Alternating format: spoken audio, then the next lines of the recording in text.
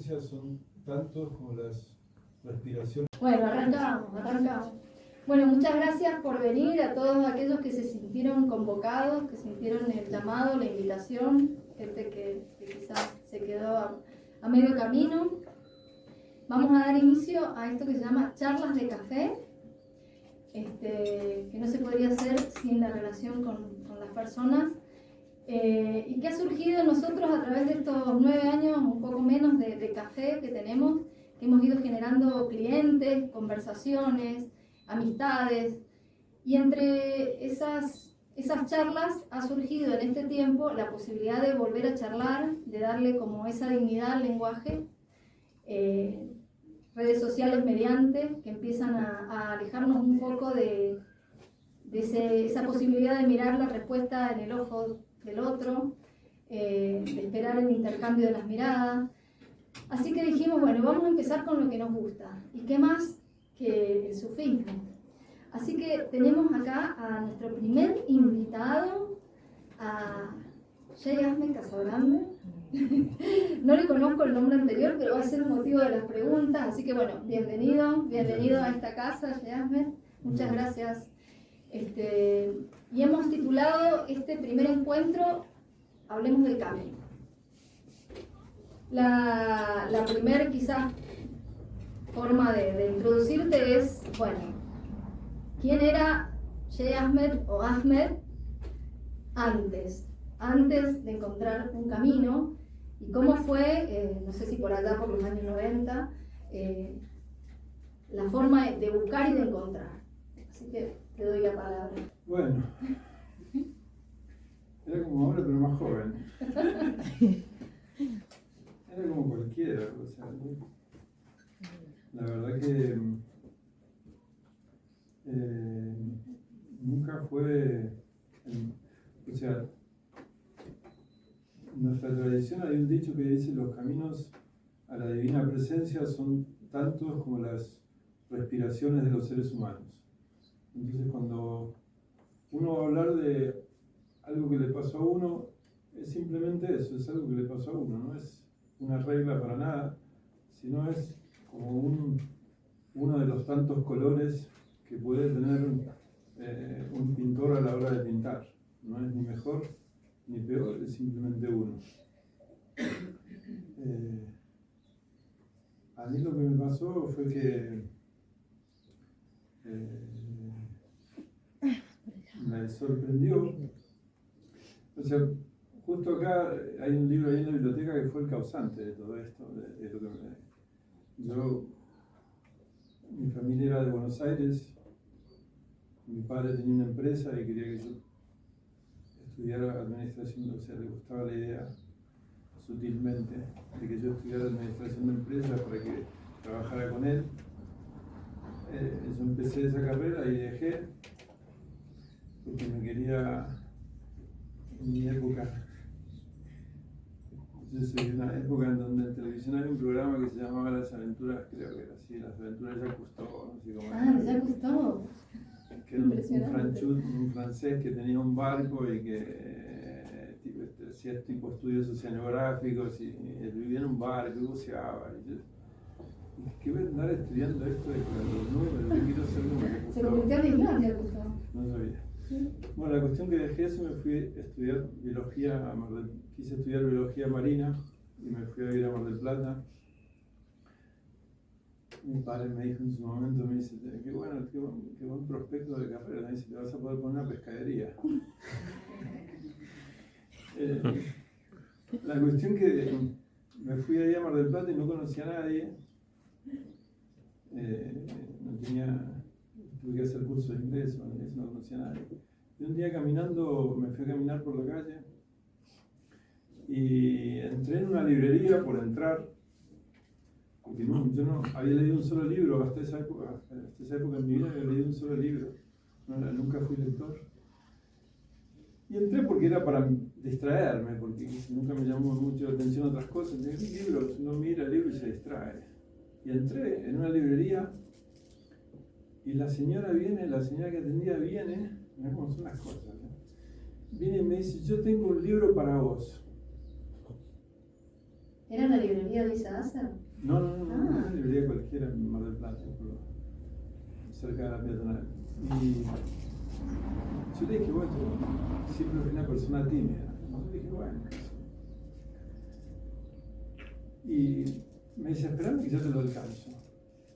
Y me trajo un libro que era chiquito, que se llama Psicología de la posible evolución del hombre. Y la verdad que se lo compré porque me dio no sé qué, pues no había nadie en la librería. Y aparte porque era chiquito.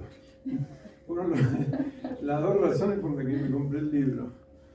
Y bueno, como tenía tiempo lo leí. Y la verdad que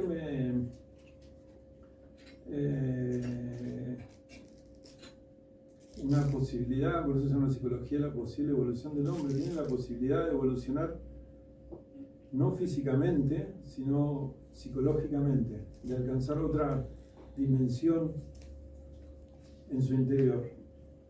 Y a mí me choqueó, porque yo era de alcanzar otra dimensión en su interior. Y a mí me choqueó, porque yo era como cualquier persona que a uno le educan para que el día que sea grande trabaje, que tenga una familia, que esto y lo otro, pero no, o sea, eso de dimensión interior era algo inexistente para mí. Y la verdad que lo leí y me choqueó, por un lado, pero por otro lado el libro se decía que era imposible, la evolución del hombre era imposible a no ser que uno tuviese un maestro. Y en mi mente de esa época, eso fue en el año 1984,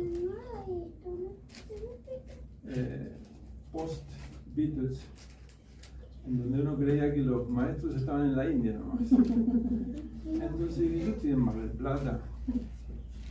Tampoco queda lejos. Claro, así que lo pasé al libro, a tanto como amigos hice, se lo recomendé para que lo leyeran, porque me pareció súper interesante, pero a su vez me pareció utópico. Dado un momento me pareció utópico, es decir, no tenía posibilidad de acceder a entrar en esa sintonía, digamos. Y así fue como arrancamos. Sí, así fue como arrancamos. Ofició de despertador. Ese fue el primer campanazo. Y 2 años después, a mí en esa época,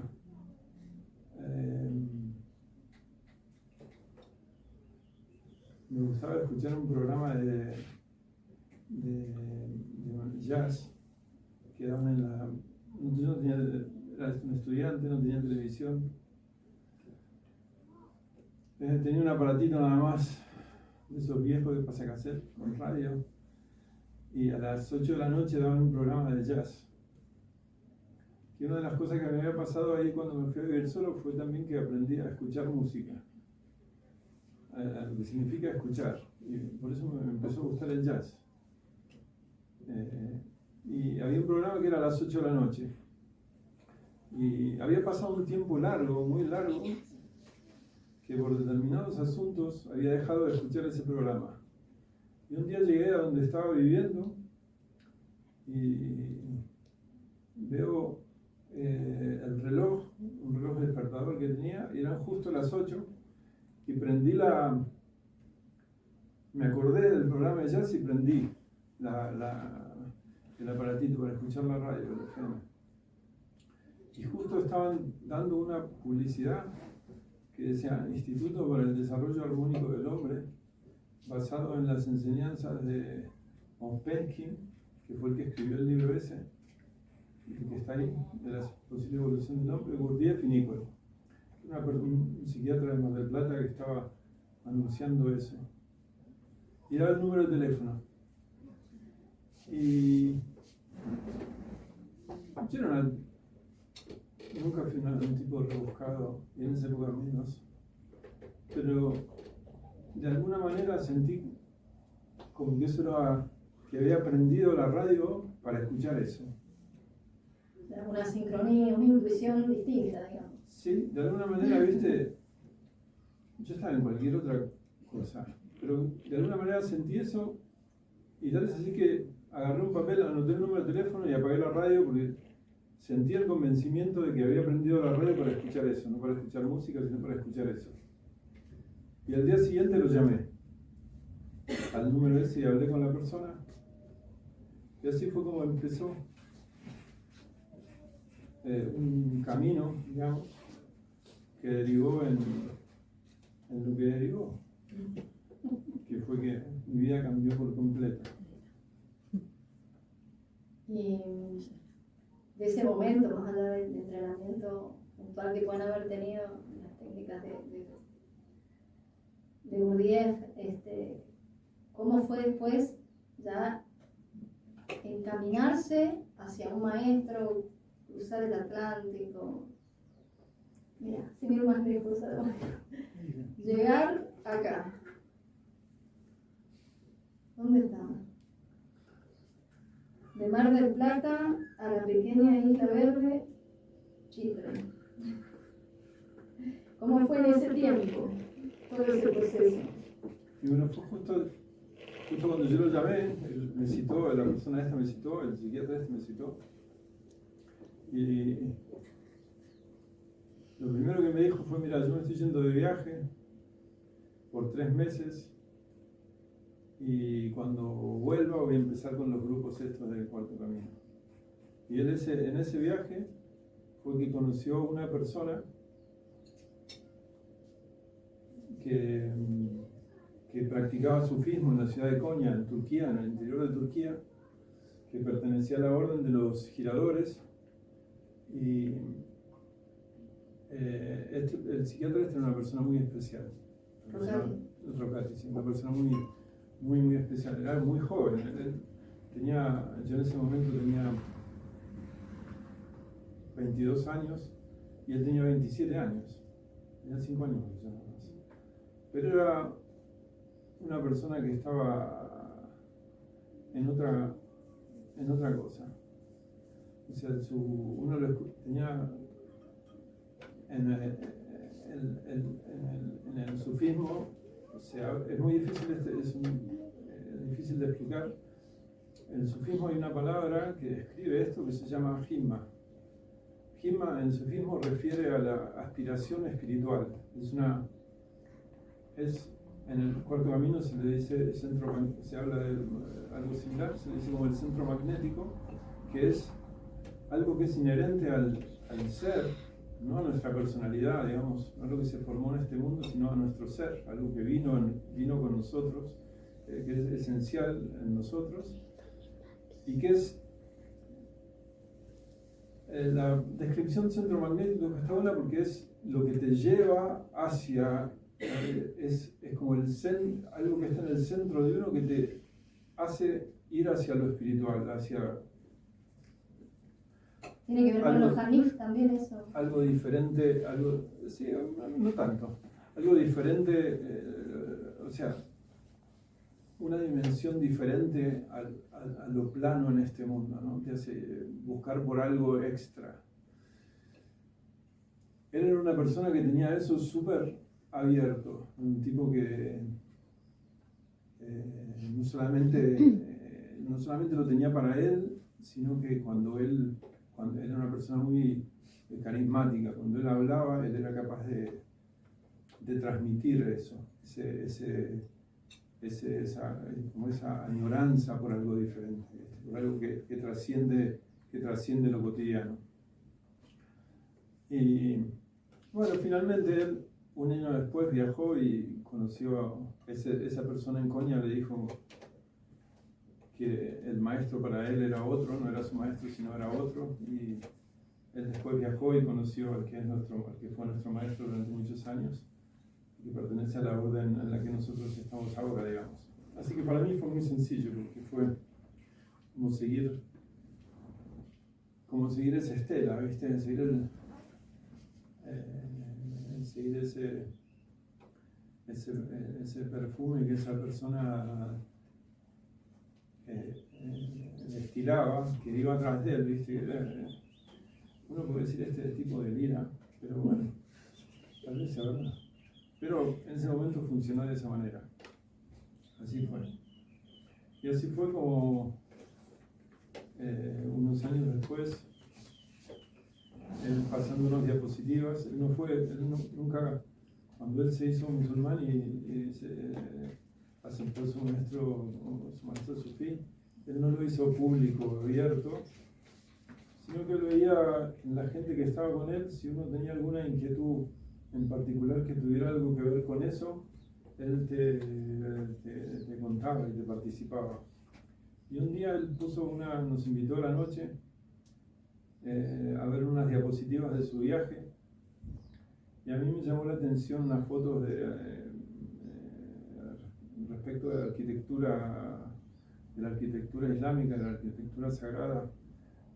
Y cuando terminó la cosa de diapositivas, le hice una pregunta de eso, bueno, me contó, bueno, hablamos de eso, y después de eso él me llamó, cuando terminó la cosa me dijo que me quedara y me contó que en el viaje había conocido a un maestro y que ese era su maestro, y que, bueno, si alguno sabe del Cuarto Camino, en el Cuarto Camino existe, digamos, como niveles. Se habla de que hay diferentes tipos de hombres. El hombre que es el hombre por números, hombre 1, hombre 2, hombre 3, hombre 4. Intelectual, sería. Claro, los primeros son cualquiera de los hombres comunes, son el hombre 1, 2 y 3, que es el hombre que está basado en la motricidad, como un deportista. El 12 es el emocional, un artista, un pintor. El 3 es un intelectual. El 4 es el hombre que puede equilibrar, que tiene un equilibrio en su emocionalidad, su motricidad y su intelectualidad.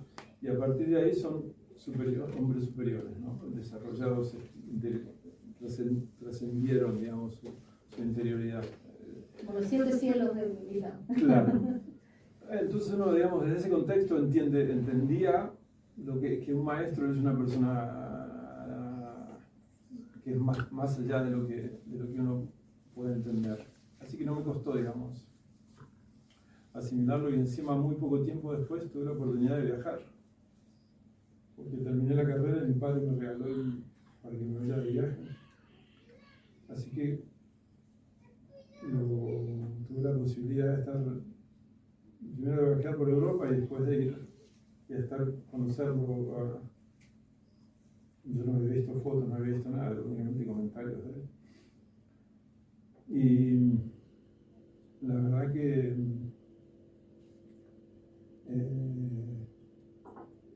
siempre digo, ¿no?, que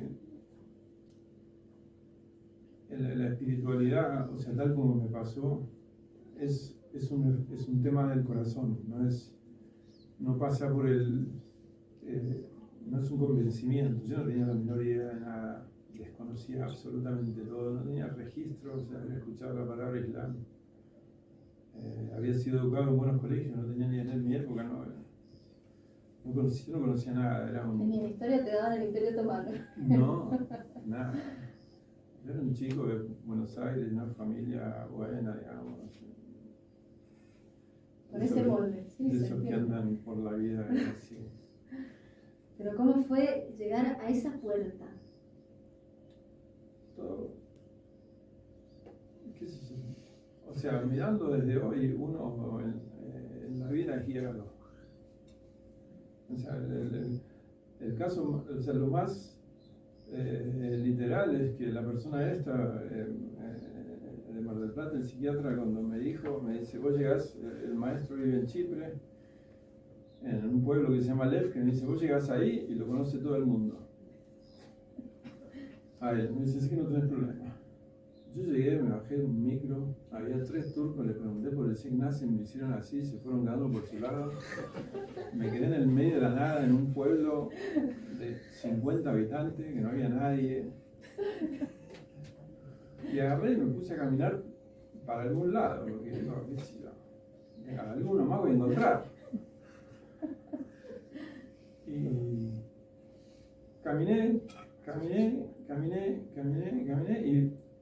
y Yo lo único que había visto era una foto de él, donde no se le veía la cara, pero se veía que usaba un turbante, un cono con tela, así como, no sé, donde se veía una foto así. Sí, acá hay cono. Y cuando iba caminando por la calle vi pasar una persona que manejaba un auto con un turbante. Pero la calle doblaba. Era un Mercedes marrón, color café con leche. Mercedes viejo, color marrón, café con leche. Y claro, yo era un tipo común. O sea, ni siquiera podría ser un turista cualquier, ni siquiera se alucinó que yo podría ir a donde él iba. Así que pasó con el auto. Y yo vi el turbante, pero no vi dónde dobló el auto, dónde desapareció. Y doblé justo en la calle que tenía que doblar. Que si uno conoce, las probabilidades de doblar en esa calle son de 1 en 1.000.000, porque es una callecita de nada, sobre una avenida. Entonces, ¿a quién se le puede ocurrir doblar ahí? Pero no sé por qué se me ocurrió doblar ahí. Es una callecita que es así y desemboca justo de frente a la casa del maestro, la casa de él. Que yo, como no la conocía, no tenía la menor idea que era la casa de él, pero cuando doblé vi el auto marrón ese estacionado y había una puerta antigua, así como la de él, abierta, color azul, pintada de color azul, abierta, y adentro había 3 turbantes. Entonces me asomé, saludé y... ¿Y decías Salam Aleikum en ese entonces o no? No me acuerdo. Puede ser, pero no me acuerdo, la verdad. Y uno se puso re contento porque eran 3 extranjeros, uno era alemán, uno era inglés y uno era americano. Y el americano era un tipo muy inteligente, que sabía muchísimos idiomas, y uno de los que hablaba era español. Y estaba re contento porque hacía muchísimo que no hablaba español y me dice así que voy a poder practicar. Y bueno, la cuestión que estaba charlando con ellos, y en lo que es el lugar de reunión, digamos, lo que es la entrada del lugar de reunión que hay ahí, cuando entró, se abrió una puertita antigua y ahí entró él, el que fue, él falleció en el 2014, esto fue en el 87. Y cuando yo lo vi fue un shock total, porque nunca en mi vida había visto una persona semejante. Tenía una luminosidad, una radiancia impresionante,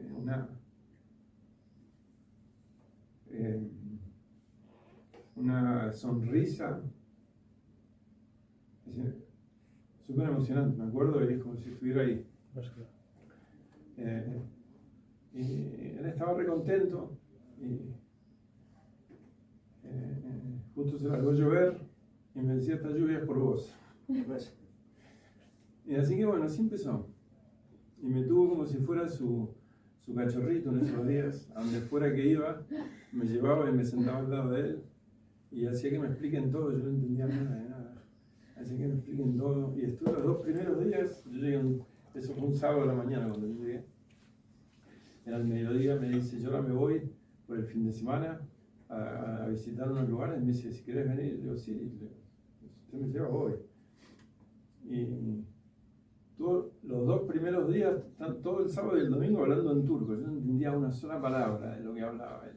Él daba, él enseñaba a través del hablar.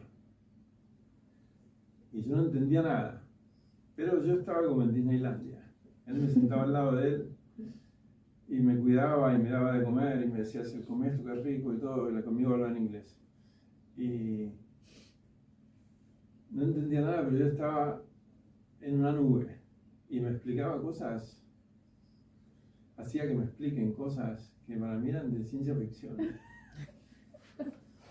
Eran cosas de ciencia ficción. Entonces, bueno, así fue. Fue tan impactante, yo estuve nada más que una semana.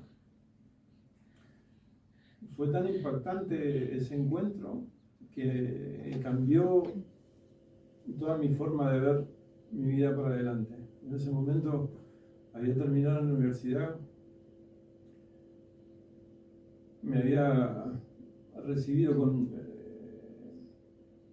el mejor promedio, digamos, había hecho una especialización en biología molecular, había entrado en un equipo de investigación, tenía posibilidad de conseguir becas, de irme a estudiar del exterior, de hacer doctorado, todo.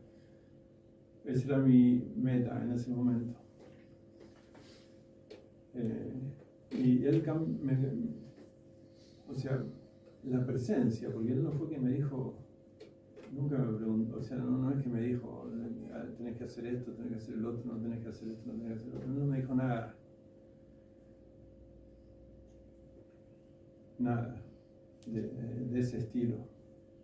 Solamente él hablaba acerca de las realidades del espíritu, de las realidades del ser, las realidades del corazón.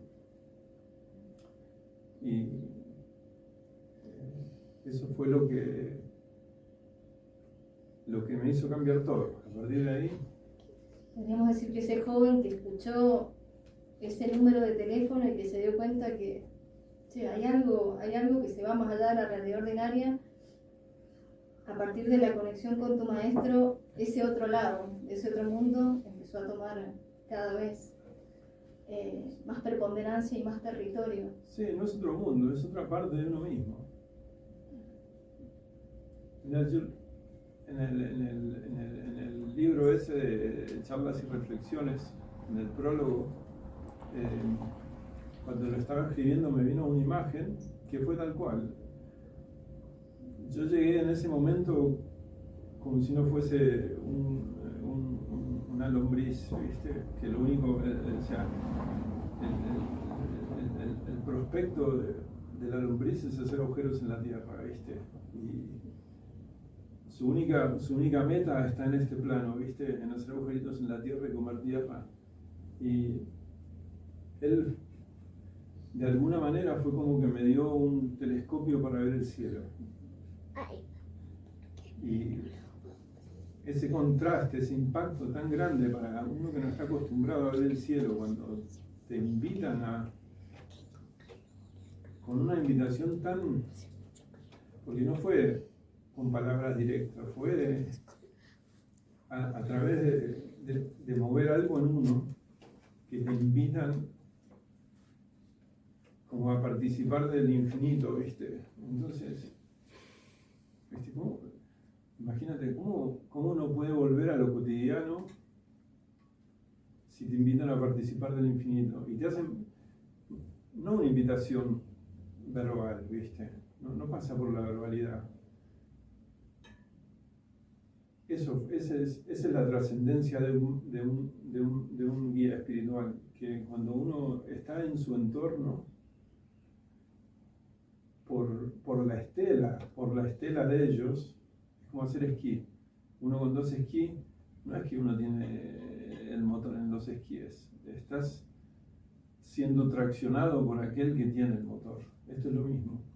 El estar con seres de esa magnitud te lleva de alguna manera, sin que uno entienda cómo o por qué, te lleva a saborear, a degustar, digamos, a sentirle el sabor a lo trascendente, a lo que es ilimitado. Entonces es muy difícil volver y ser el mismo. Es muy difícil traicionar ese sabor, digamos. No, es muy, o sea, después de comer caviar es muy difícil comer, qué sé yo, patecito que venden en lata. Claro. Yo me acuerdo que volví y... ¿Cómo fue volver al choque y ver este plano, ver el plano de lombrices? Esto es una charla informal, ¿no? Volví y yo tenía, mi primo, era de mi misma edad, yo tenía un primo hermano de mi misma edad que, hijo del hermano de mi padre, que mis padres y su hermano trabajaban juntos, vivían uno al lado del otro, cambiaban el auto juntos, éramos como hermanos.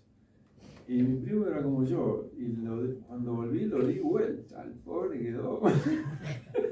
Y las cosas que le contaba no, no entendía nada. Aparte, uno queda susceptible, ¿viste? El maestro me regaló muchas cosas.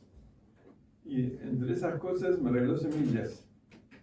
Que ahora teníamos hablando de semillas. Y me regaló, yo en mi vida había plantado, yo era de ciudad aparte. Chico citadino, sí. Buenos Aires, ¿viste? Nada que ver. Y me regaló semillas de rabanito. Y las planté, pero yo no tenía la menor idea, pero como a los 2 días ya había rabanito, ¿viste? Entonces, yo venía a testear de haber tenido eso como en los naturales. Estas son tipo las habichuelas mágicas de los cuentos, ¿viste? Y mi primo alucinado con los rabanitos que había plantado. Era como que todo entraba en el contexto. Y bueno, ¿no? La verdad muy bien. Pero, así todo, ¿viste cómo es? O sea, a él, por ejemplo, siempre le interesó, siempre le atrajo, siempre que me veía me decía, contame, pero nunca se animó. O sea, nunca se animó como 20 años después y a los pocos años falleció. Así que... Contame que, de qué. Contame de todo contame qué dice el Che y que siempre me quería que... ¿Tu primo? Mi primo. Ah, sí, tu primo. Mi primo se había quedado. Los cuentos que le había contado de la vuelta perduraron en su memoria también por años. Pero aparte de haber sido muy fuerte porque en esta época está todo tan saturado de imágenes, de información, pero aquel entonces no había. Entonces es como, si algo te tenía que encontrar era como evidente, ¿no? Sí, igual en toda época es igual. En toda época es igual, pero ahora como que hay otra facilidad, otra saturación, tenés GPS, Sí. tenés... En aquel Pero momento... en todas, o sea, hay algo que es real, o sea, que se dice, ¿viste? Que es muy común, uno lo escucha en toda la gente, hoy está muy trillado todo, ¿no? Que el maestro espiritual uno no es quien lo encuentra, sino que él te encuentra a vos. Y es una realidad porque no depende de lo que uno quiera. O sea, para mí la relación con un maestro es una relación de amor, como es la relación de pareja, nada más que es otro estilo, ¿no? Y no es algo que uno pueda digitar. El amor aparece cuando aparece, con quien aparece, no es algo que uno se lo pueda proponer, no es algo que tenga que ver con lo que uno haya leído o con lo que uno sepa o con lo que uno haga. Es algo que viene de adentro, ¿viste? Es como el amor, es un misterio, es un misterio que uno, lo único que puede hacer es atestiguar y honrarlo, pero no lo puede fabricar, no lo puede sostener, no puede hacer nada. O sea, uno simplemente es el sujeto a través del cual eso puede pasar, puede perdurar o no.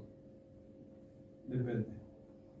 Y en los tiempos que están más allá de uno, no es algo que uno pueda digitar. Y después, una vez leí una cosa que tiene que ver con esto y que es para mí es súper central, que es hay unos libros también que tienen en un contexto pintoresco, tienen cosas, destellos que son muy interesantes, que son los libros de Castaneda, acerca de esto de la enseñanza de Don Juan y esto. No sé si alguien los leyó, ¿no? Pero son conocidos. Es también una relación maestro-discípulo, y el maestro le dice a su discípulo en esa serie, digamos, no importa qué camino sigas, lo importante es que lo sigas de corazón. Y eso es una realidad. Es una realidad. No, un camino espiritual no es algo que uno pueda adoptar. Tiene que, para que funcione, es lo mismo que uno diga a una pareja, para que funcione, una buena pareja, o sea, en el ámbito que el amor de pareja no tiene nada que ver con lo espiritual, ¿no? Es como si fuese una equivalencia, una comparación. Sí, una imagen. Una imagen como si fuera el objeto de la imagen. Pero no se puede sostener si eso no está una pareja, no se puede sostener si eso no está. Hay algo en uno que tiene que estar para que se sostenga. El camino espiritual es lo mismo. No se puede sostener, no se puede trascender, digamos. O sea, no se puede darle realidad a no ser que uno tenga ese fuego en su interior. Eso que verdaderamente lo movilice a uno, ¿no? Si no, o sea, no. Por eso, hoy uno ve que acá, como en tantos otros lugares, creen que, o tanta gente que tiene creencias que cree que la cosa pasa por andar queriendo convencer a otro. O sea, sí, las cuestiones dogmáticas. No se puede, o sea, no tiene ningún sentido convencer a nadie de nada. Por lo menos esa es el fruto de mi experiencia, de acuerdo a lo que a mí me pasó. A mí nadie me convenció de nada. Nunca me conmovieron profundamente, pero nunca me intentaron convencer, nunca me buscaron convencer. No pasa nada, es un día. ¿Y cómo fue en esa vuelta tomar un camino, digamos, hacia tu maestro, construir en este mundo que pasan las horas y uno dice, bueno, ¿cuándo voy a la fuente, no? ¿Cómo fue sostener el día a día cuando a uno le cambian los cables y uno ya tiene otra mirada y tiene un corazón abierto? ¿Cómo fue decir, no encajo en lo que antes encajaba? ¿Cómo fue esa caída de alguna manera de una personalidad, de una estructura, y ahora la mudanza a esa otra estructura? No es un corazón abierto, no es que no tenía un corazón abierto. Una vez el Ignacio, nuestro maestro, en una charla, él dijo, el maestro lo que hace es llevar al discípulo a la cima de la montaña para que vea la vista y después lo devuelve abajo. La impresión de lo que él vio, la impresión que le generó en su interior lo que él vio desde esa otra altura, es lo que resignifica tu visión cotidiana. Entonces, eso es lo que pasa. O sea, lo que pasó es eso. La experiencia resignificó los valores de la vida, de alguna manera. Todo en forma, te lo puedo decir hoy, en ese momento no lo entendía. Solo que simplemente como decir, qué sé yo, una persona que viaja a la India, era el comedor número 1 de asado, y viaja a la India y vuelve vegetariano. Y de repente mirás la carne y decís, no me atrae. Eso es, ¿viste? Uno no sabe, no entiende los por qué, sino simplemente uno lo que entiende es que lo que antes te atraía te deja de atraer. Y lo que antes dabas por sentado ya no es así de claro. Y uno está en una especie de nebulosa,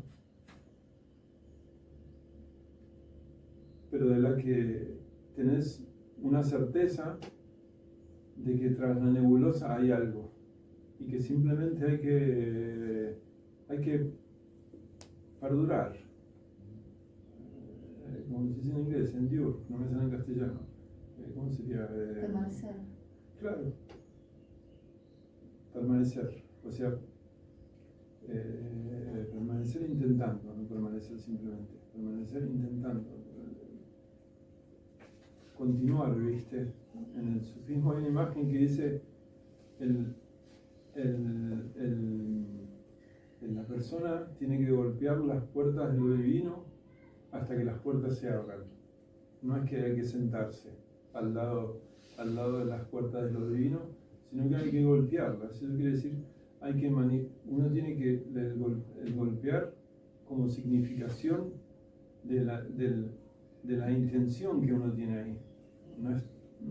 No vengo a pedir limosna a las puertas, sino que quiero entrar a la presencia. Eso es. Uno le queda sin entenderlo, a la distancia uno lo entiende, en ese momento no, pero eso es lo que a uno le motiva a continuar. Eso. Lo otro ya no te alcanza. No. Ni siquiera el no pertenecer, digamos, porque a veces es como que uno pasó de ver en colores a ver en blanco y negro al mundo, ¿viste? Ya no perdió el atractivo, ¿viste? Es decir, o sea, está bien, pero la vida no puede ser simplemente esto. ¿Y ese tránsito a veces se vive en soledad o lo viviste siempre con una acción clara, digamos? No sé, formaste un grupo, conectaste a otra gente, se abrió algo. Sí, pero son dos carriles diferentes. Porque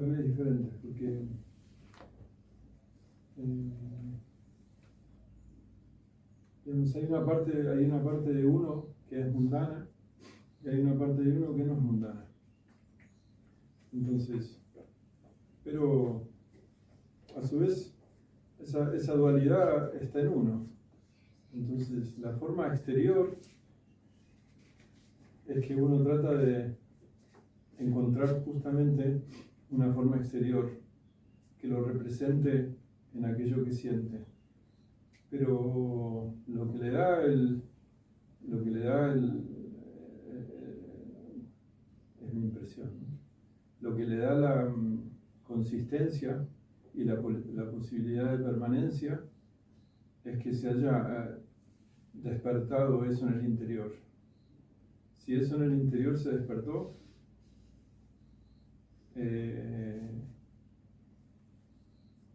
eso te va a acompañar, el exterior te va a acompañar. ¿Viste? Bourdieu decía, Bourdieu tiene un montón de, o sea, él tiene como filosofía y sabiduría de los maestros de Oriente, es una persona que, y él decía, tu estado de ser atrae tu vida. Entonces, si el ser de la persona despierta a algo nuevo, va a pedir por algo nuevo. Lo de antes ya no te va a seducir ni te va a alcanzar.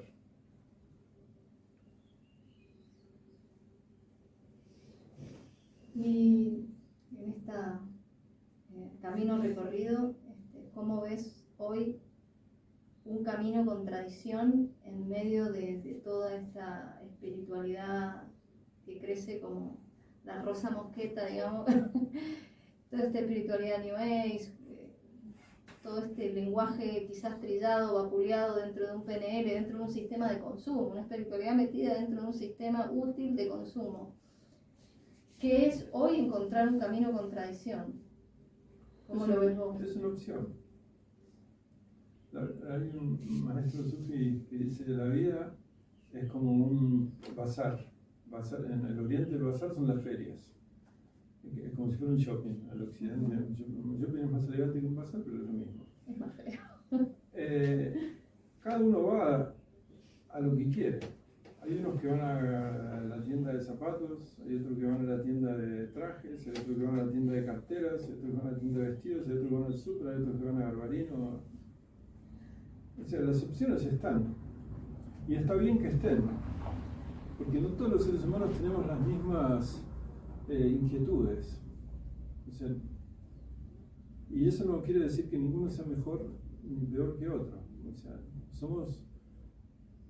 nos diferenciamos, los seres humanos somos distintos. Aunque exteriormente somos similares, interiormente, pero interior me refiero no a la psicología, sino a lo esencial, somos esencialmente distintos. Entonces, hay algunos que buscan unas cosas y hay otros que buscan otras cosas. Entonces, para los que les interesan las cosas New Age, está la cosa New Age. Y está bien para ellos. Para el que le interesa lo más tradicional, también hay tradicional. Y está bien para ellos. O sea, cada uno se ubica de acuerdo a su afinidad, en donde quiere. Y ese es yo entiendo el balance de lo natural, ¿no? Y lo que debe ser. No se puede arrastrar a nadie a nada. Porque de nada sirve. De nada sirve arrastrar a nadie a nada. A ver, digamos, el ser humano es un ser de creencias, ¿no? Sí, pero las creencias son variadas. Son variadas. Pero fíjate que, mirá qué variadas serán, que todavía hay gente hoy que cree que la Tierra es plana. O sea, cuando está bien, uno puede querer ser de estos conspiracionistas que creen que toda la foto pero hoy hay telescopios, digamos, sí. Está bastante avanzado, digamos, como para sostener. Ya en el siglo II, con el astrolabio se daban cuenta que la Tierra era circular. Yo soy biólogo por estudio. Hay gente hoy, científicos, que todavía hoy sostienen la idea de la evolución de Darwin, de que el hombre viene de los monos. O sea, no de los monos, o sea, es una simplificación, que el hombre viene, que o sea, no sé si saben cómo es esta teoría, simplificadamente es como que hubo un mar primitivo, el mar cayeron los rayos, las moléculas se empezaron a combinar, de repente se formó una bacteria, la bacteria de repente se hizo un renacuajo, el renacuajo empezó a tener patas, después se hicieron los peces, salieron los peces de un lado, después salió del agua y se empezaron a levantar. Bueno, yo estudié biología molecular en la facultad, mi especialización fue biología molecular. Cuando uno estudia la célula por dentro, ¿y cómo es el funcionamiento de una célula?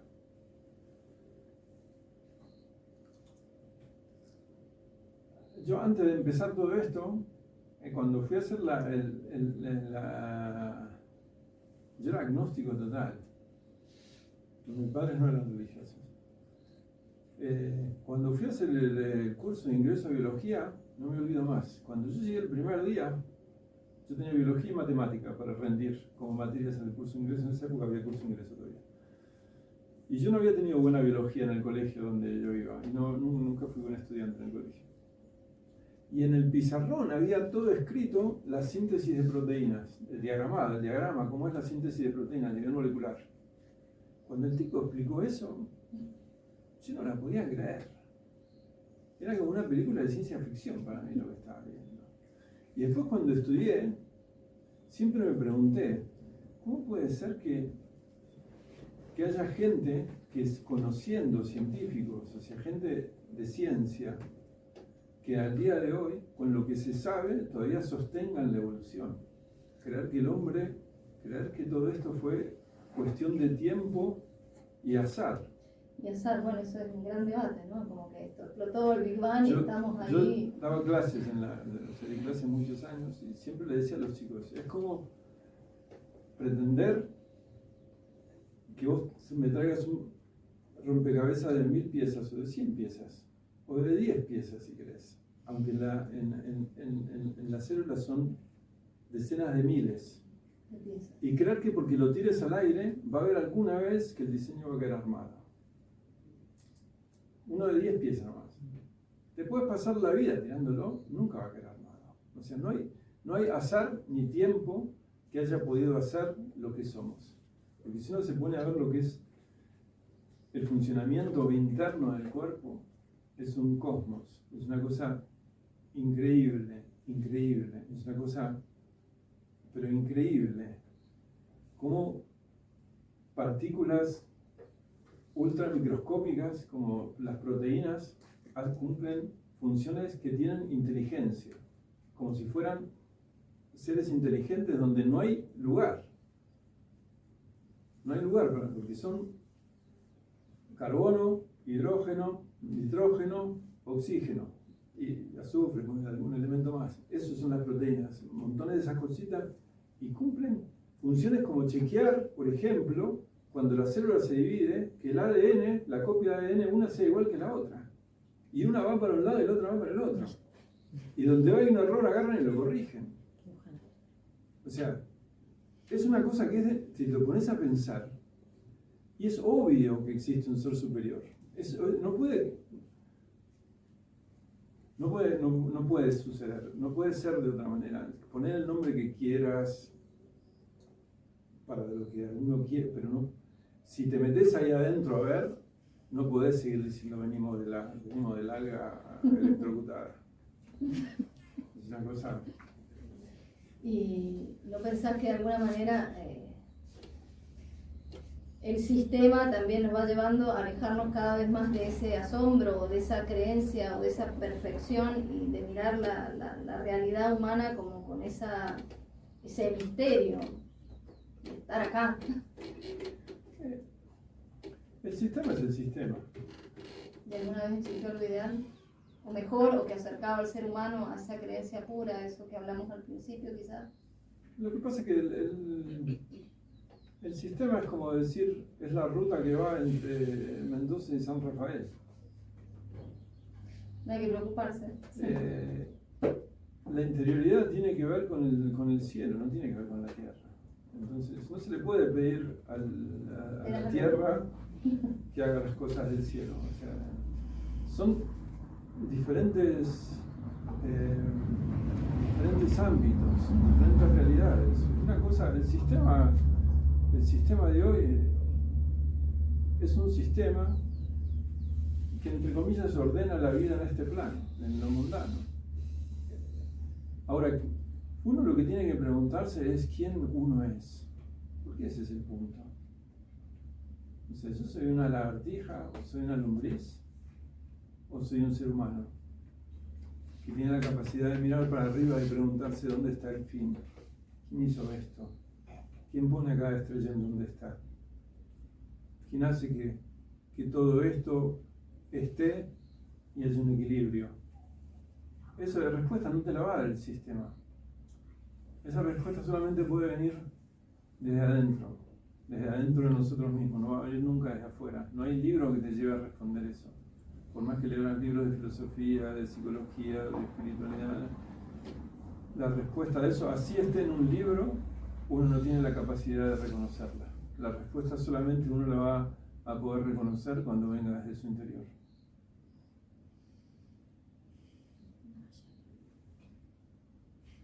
¿Y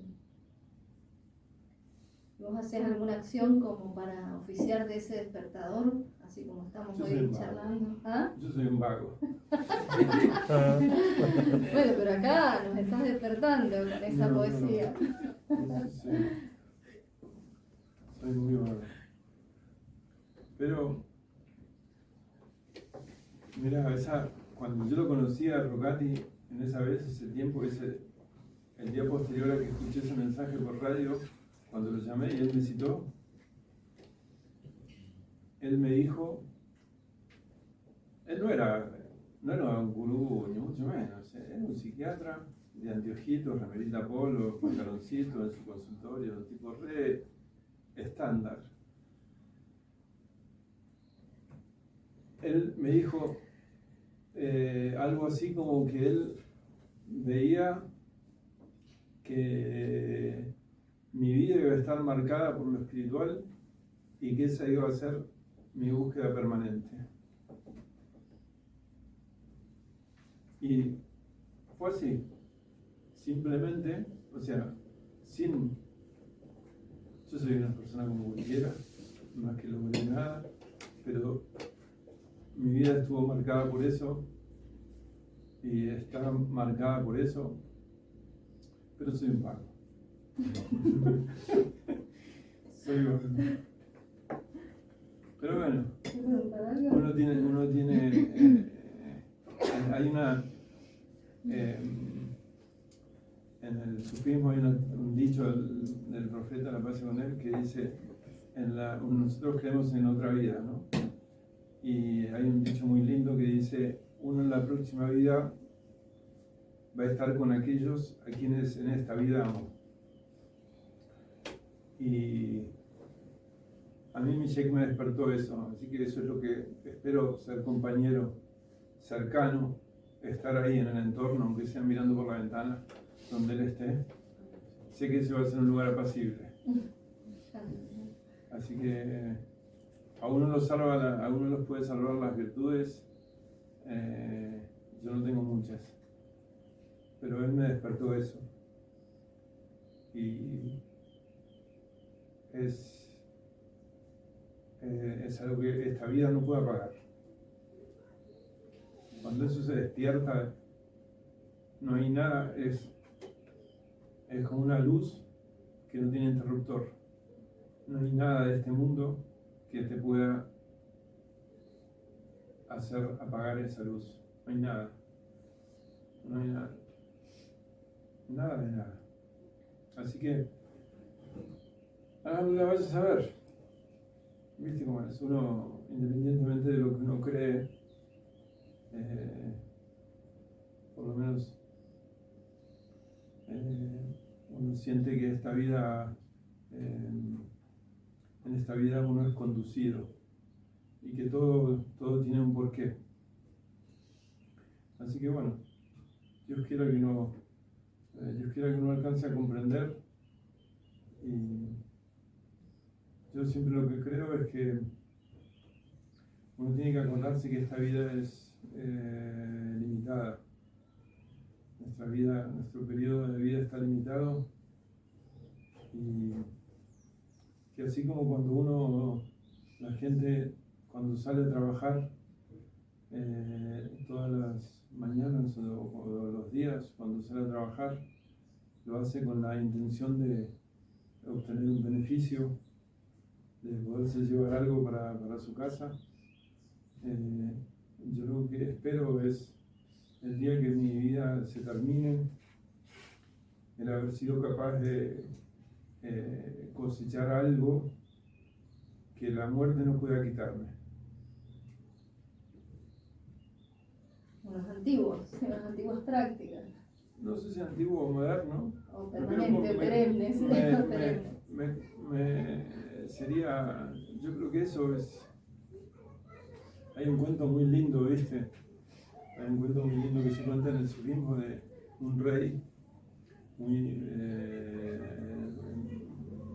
un reino muy próspero y muy magnánimo, muy bueno con su gente, y que él estaba tan,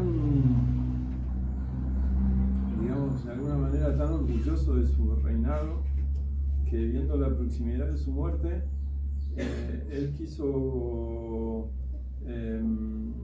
¿cómo se llama? Proyectarse más allá de la muerte, y quiso construir, reunió todo su séquito y dijo que yo quiero construir un palacio que cuando la gente lo vea se choquee por la belleza y la majestuosidad, y que lo haga recordarme, o sea, recordar a su rey, ¿no?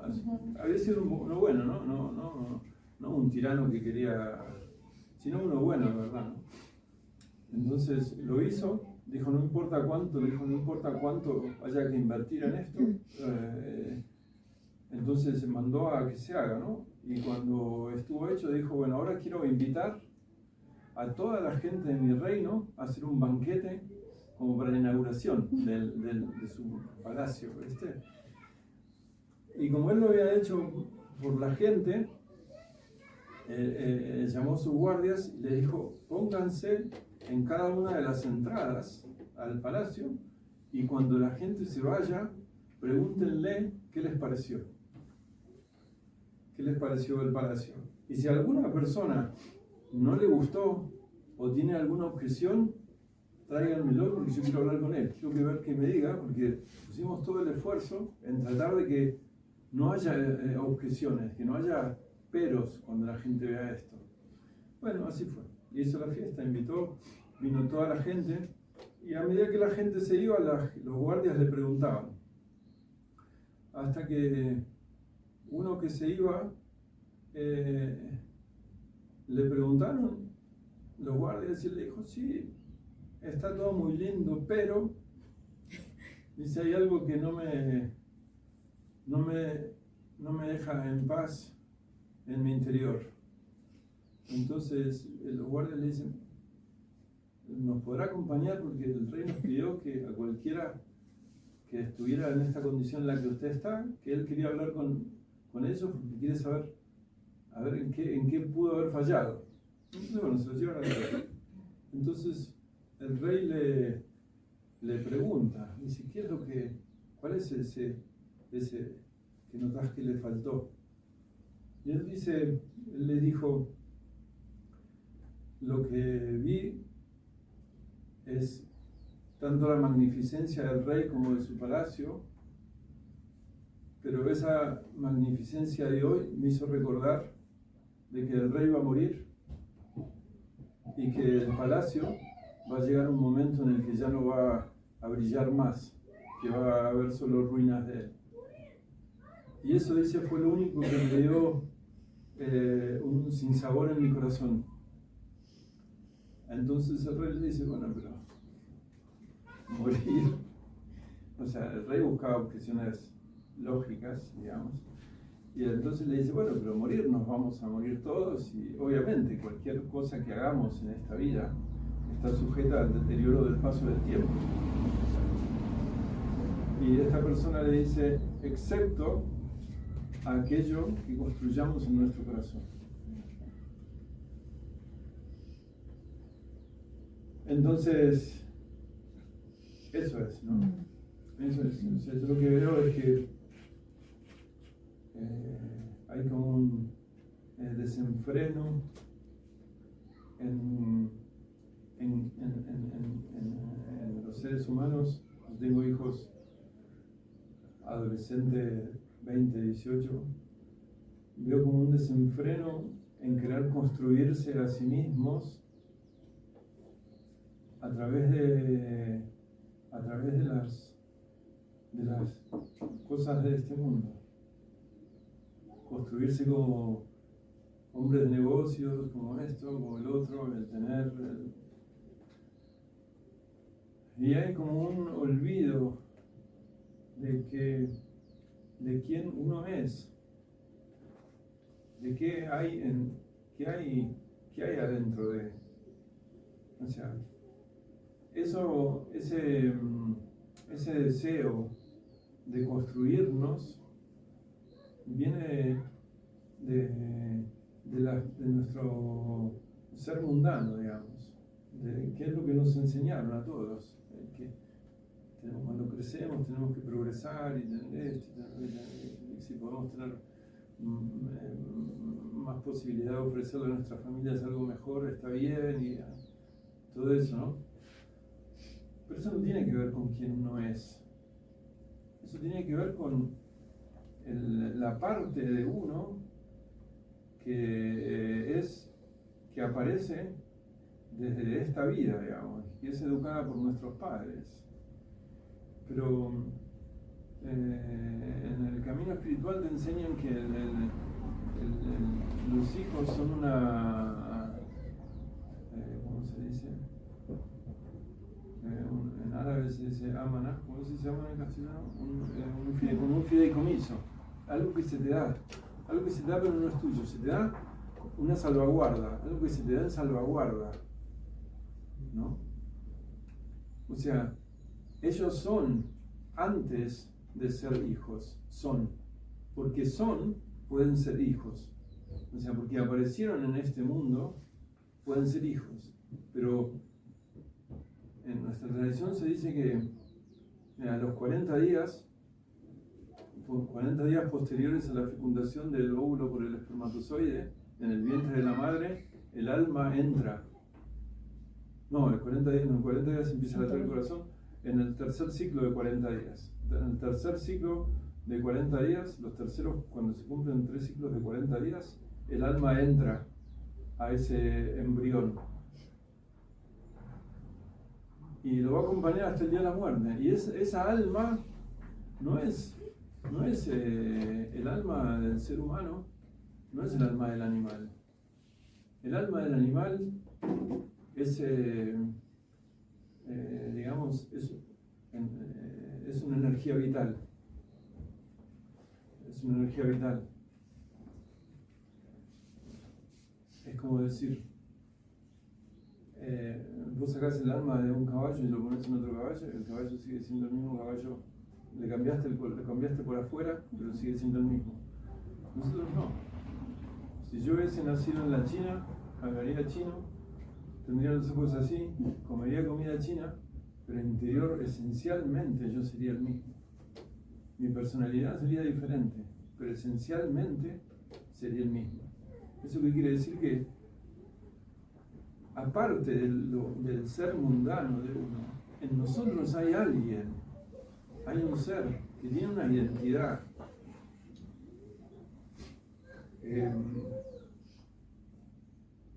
Y que tiene un propósito. Algo hizo que entre en donde entró, ¿viste? Algo hizo. O sea, hay una sabiduría, hay un propósito en que esa alma entrara y que cada alma entre en donde entra. Hay un propósito para eso. O sea, no es una casualidad. No es una casualidad. Hay causalidad en la vida. Entonces, sería una pena, es una pena, que la gente viva su vida desarrollando únicamente lo mundano y que no sea capaz de, a pesar de haber conocido y de haber conocido y de haberse relacionado en su vida con tantos, haya sido incapaz de relacionarse y conocerse a sí mismo, de saber quién hay, qué es lo que hay adentro, qué querés, quién sos, qué. A mí me gusta la milanesa, ponele. Pero a vos, ¿qué te gusta? O sea, ¿de qué te alimentás? O sea, es una dimensión que los seres humanos no... Es increíble, ¿viste? Porque no hay nada más cercano a nosotros que nuestro ser. Y sin embargo es lo más desconocido que tenemos. El universo desconocido. Sí. Y tan solo si uno pudiese establecer ese puente interior, los problemas de los seres humanos se desvanecerían. Porque la vida pasa... Hoy mucha gente tiene que estar medicada con problemas de ansiedad, con esto, con el otro.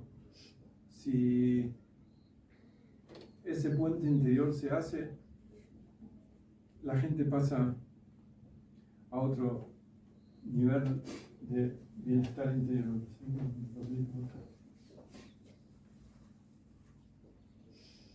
Por eso, obviamente, la forma de tratarlo,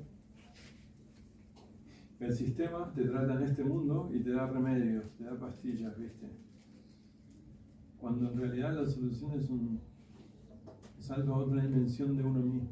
No pasa por más de este plano, sino por sumarle otra cosa. La gente también cree que la espiritualidad es dejar este mundo. No es dejar este mundo, es aprender a convivir. Es aprender a convivir. Hay un dicho también del profeta que dice: vivan esta vida como si miren a este mundo como si fueran a ser eternos. Y miren a la próxima vida como si fueran a morir mañana. Es equilibrio. Porque si vos mirás este mundo como si fuera a ser eterno, como si el hombre lo mirara realmente como si fuera a ser eterno, o sea, no morir, el hombre cuidaría, los seres humanos cuidaríamos del mundo. Porque es tu casa, va a ser tu casa para siempre. Como uno trata de cuidar su casa, cuidaría el mundo. Y si uno mirara la próxima vida como si pudiese mirar mañana, podría morir mañana, uno encontraría el equilibrio. Porque, ¿viste cuántos dicen, si yo supiese que me voy a morir dentro de una semana, dejaría de hacer lo que estoy haciendo y haría otras cosas. Cambiaría. Y porque hay un cuento que cuenta el Zen que dice que en un lugar hacían una reunión cada 100 años. Entonces uno le preguntó, dice, ¿pero por qué hacen la reunión cada 100 años en vez de hacerla cada menos? Entonces dice, porque la reunión cada 100 años es para que nos demos cuenta de que esta es la única oportunidad de ir a esa reunión que tenemos. La próxima ya no estamos. El que fue a una no va a otra. Bueno, Yeyasme, yo en mi nombre y en el nombre creo de todas las caritas emocionadas que vi, te quiero agradecer profundamente porque nos hiciste subir esa montaña, nos hiciste ver ese cielo estrellado, sin luces de neón, nos hiciste sentirnos cóndores y no lombrices. Y creo que esto es muy valioso, poder viajar, aunque sea, no sé lo que vale el tiempo, pero en esa posibilidad de viajar que nos diste a través de tu palabra y de tus imágenes, de tu historia y de esa realidad que nos hiciste tan palpable, quizás anhelemos ser un poco menos lombrices y buscar siempre un poco más allá de ese otro lado o forjar ese puente, como cada uno pueda ir nombrando los mundos interiores. Y seguramente los niños nacidos a través de la educación del ser vayan anhelando también transitar ese puente. Sí, Dios quiera, Dios quiera. Mira, el primer, hay una cosa que dice también Don Juan que es muy interesante, ¿viste? Él habla acerca de los enemigos del hombre en la búsqueda del conocimiento. Y dice que el primer enemigo que tiene el hombre cuando busca el conocimiento es el miedo. Y es 100% así. Porque no tiene miedo a perder, porque el contacto con lo espiritual es de alguna manera disolvente, ¿viste? Porque uno entra como la gente le tiene miedo al mar, el que nunca vio el mar, la infinitud del mar, el desconocimiento de los límites, a uno le hace que le dé miedo. Y hay algo con el océano y la metáfora sufi vos que estudiaste. Y ¿cómo se llama? Y el punto es ese, ¿viste? Hay que animarse. O sea, no importa, no hay el que te dice este camino es el único, está errado. Hay caminos para todos. Para quien quiera que lo anhele, las puertas de lo que es su camino se le van a abrir. Entonces no hay tema de edad, no hay de por qué no me enteré de esto antes, ni a mí no me parece esta la forma. No hay recetas excluyentes para nada. Cada uno tiene que, o sea, lo único real es lo que surja de nuestro interior. Si uno se siente a gusto ahí, uno va a ver. La cabeza te la pueden confundir, el corazón no te lo pueden confundir. Lo interior de nosotros, la brújula interior en nosotros no puede ser manipulada. Nosotros no podemos manipular la mente, nos pueden manipular las emociones, nos pueden manipular los estados, pero lo interior, de verdad, no te lo pueden manipular. No hay nadie que pueda llegar a eso. No hay nadie que pueda llegar. Y eso es lo que te va a ir, es como la brújula que le va a ir marcando a cada uno por dónde es su camino.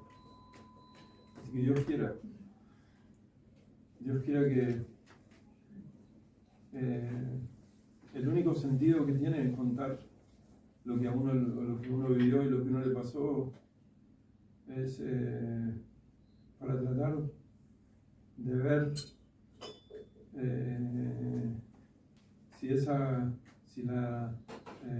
el eco de lo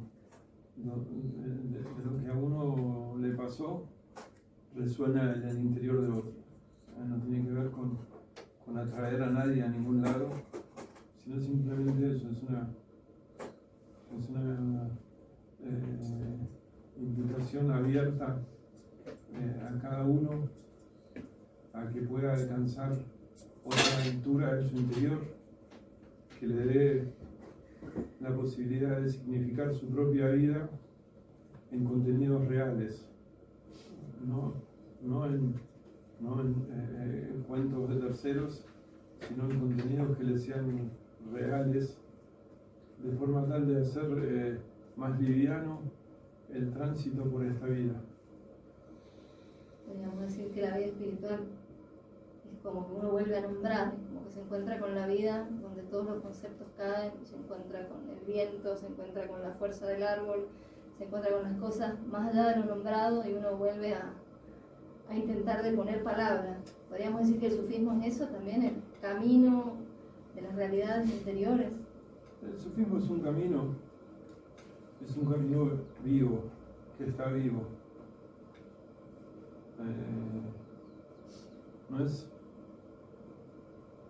No puede ser contenido en un libro, ni puede ser contenido en palabras.